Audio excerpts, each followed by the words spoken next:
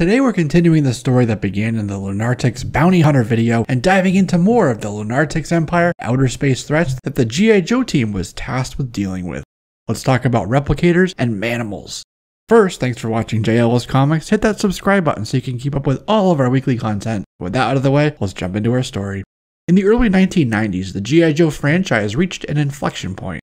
Sales were declining as the animated series and the comic books started to wind down.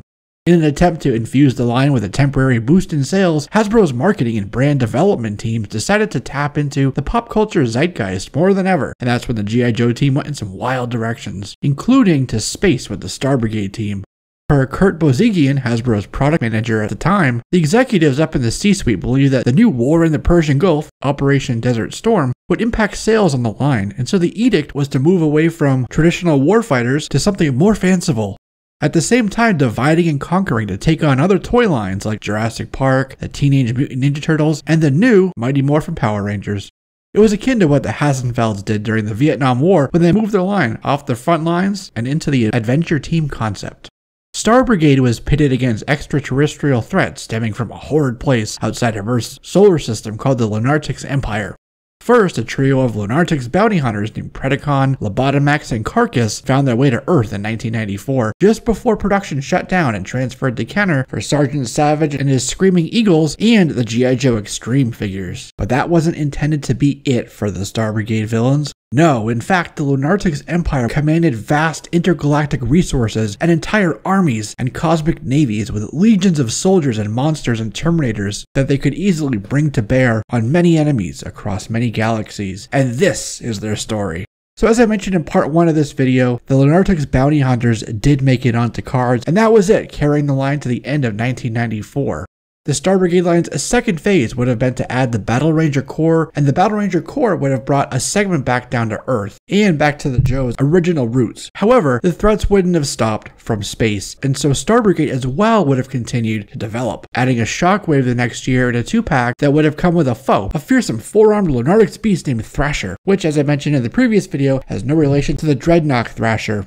And they would have added more armor tech figures as the G.I. Joe's Manimal Encounter team. The Manimal team would be led by Alien Encounter Commander General Hawk and would have had to face an alien monster called War Dog, but he was never put into production, like so much of the story. A future Manimal Encounter figure would have been Striker, the Manimal Terminator, and the cool thing about Striker is that the packaging would have also included a Fuji VHS tape that would have told us the full origin of who and what the Manimals are. This figure was going to be $5, which was much more than the regular figures because it had a VHS tape with it. We do know that these Manimals hail from a distant universe where life evolved over a complex series of alien and reptile mutations. Some of these were natural, some done by science. The Manimals evolved with the ability to shapeshift from horrifying base form into a terrifying monster form.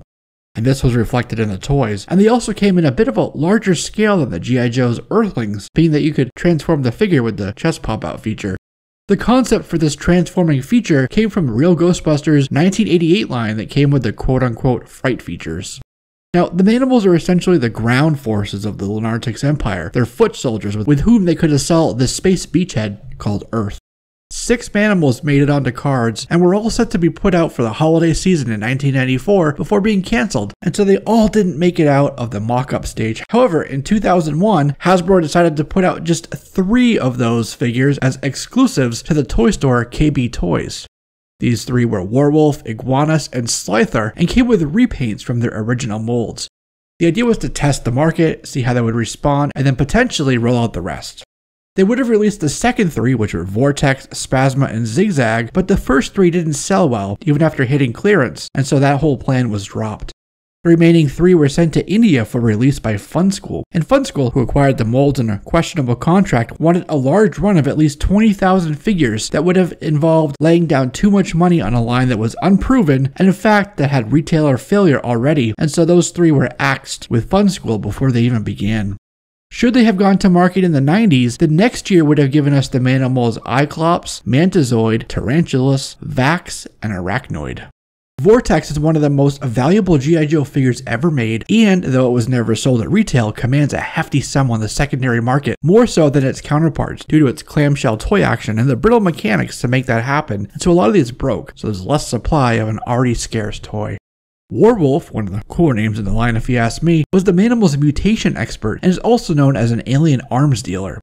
Warwolf came looking like a two-armed Mortal Kombat Goro who works down at the docks and transformed into a lizard version of Gary Busey. And just like Gary, Warwolf will bite anything that moves and almost anything that doesn't.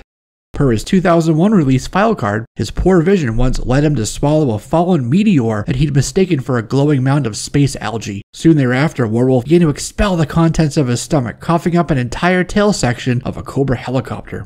Slither is the Manimal's galactic attacker and one of their pilots. Slither, it is said, has the strength of 10 men and the strength of 20 men when transformed to his evil, monstrous form. He's so vicious and vile that none of the other Manimals want to deal with him, especially when he's frothing at the mouth at the helm of his spacecraft. Hasbro designer Kurt Groen says that the spikes on Slither's hands are a direct reference to Marvel's Wolverine, and it said his idea began with a rat wearing sunglasses. Iguanus, whose working names included the name Dragon Lord, was the Manimal's stellar stalker, as well as being yet another alien hunter. Iguanus is part hunter and part meat eater. In Iguanus' travels, he found a planet that was once considered a myth, a mere part of cosmic lore, and so Iguanus went to this planet, which was called Mastodon, and hunted and ate all of its giant creatures. It's said that once he locks in his scent, nothing can escape Iguanus' bite or the 2 silver rifles that came carded with him. Kurt Groen's influence for Iguanus came from Egypt of antiquity, evoking imagery of a serpentoid pharaoh. He gave Iguanus a giant iguana head and a massive tongue, and drew some hands on Iguanus' feet that were meant to symbolize the Egyptian god of the dead, dragging Iguanus down to the underworld. Then there's Wardog. Wardog is a giant-headed monster, like something a D&D dungeon master would throw at you during a campaign. Wardog had a spiked head, reptilian eyes, orange scales, webbed and clawed feet, massive chompers, and a laser cannon on his spike back so big it would make Dr. Evil proud.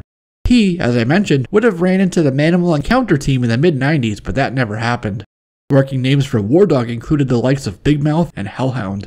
Wardog used Heavy Gun's gun, a Kenner Jurassic Park Dimetrodon, and a Hot Wheels Stand Stinger for the mold, which tells us that this Wardog mold was still early in the development phase for this particular figure. And geez, talk about sub teams. The Hawk that would have fought Wardog was the Star Brigade Armor Tech Manimal Encounter General Hawk. They would have also had an alien egg included with each of the figures that would have had one of 3 aliens in it. So it was essentially a blind bag concept within a blister pack. Another unproduced Manimal was called the Manimal Slaver and looked like something Todd McFarlane would design for Clive Barker's Hellraiser or some terrifying beast you'd encounter in Silent Hill. Here too, the Cyclops Slaver had the ability to transform. Presumably, he would have tended to the cages in the brig of the Manimal spaceship for the Manimal's captures around the galaxy. And though the Battle Ranger Corps subline would have been the line's traditional warfighters, the science fiction influences still bled over. This is where we talk about the Planned Replicators. The idea was that the Lunartix Empire, continually halted by G.I. Joe's space forces, would have launched a more insidious plot to take over Earth by replacing humans with their humanoid replicants. Almost like Cobra Commander and Zartan's Synthoid Conspiracy from the Sunbow animated series. And with their replacements embedded, the Lunartix Empire would have taken control of world governments and economies from their positions of power. In fact, they were also going to infiltrate the G.I. Joe team to replace some of the Joe's forces, who would then allow the Lunartix Empire into the space sector. The Replicators would clone a human and then control them from the inside of the body, much in the spirit of Total Recall, Teenage Mutant Ninja Turtles' Krang, or H.R. Giger and the Xenomorphs that Ellen Ripley battled in Aliens. This first wave would have included replicator versions of Hawk, Duke, Snake Eyes, Gung-Ho, Destro, and Cobra Commander. Action Figure News official convention issue and G.I. Joe price guide from 1994 mentions a 2-up sci-fi that's referenced at yojo.com. However, that mold is actually Duke. That said, Sci-Fi should have been a part of this line based on the mere fact that his codename is quite apropos. While most of these figures featured chestbursters, Destro's would have been a horrific 6-armed creature that came out of Destro's waist instead of his chest. Hawk, Duke, and Gung-Ho would have had a latex membrane in the figure's chest.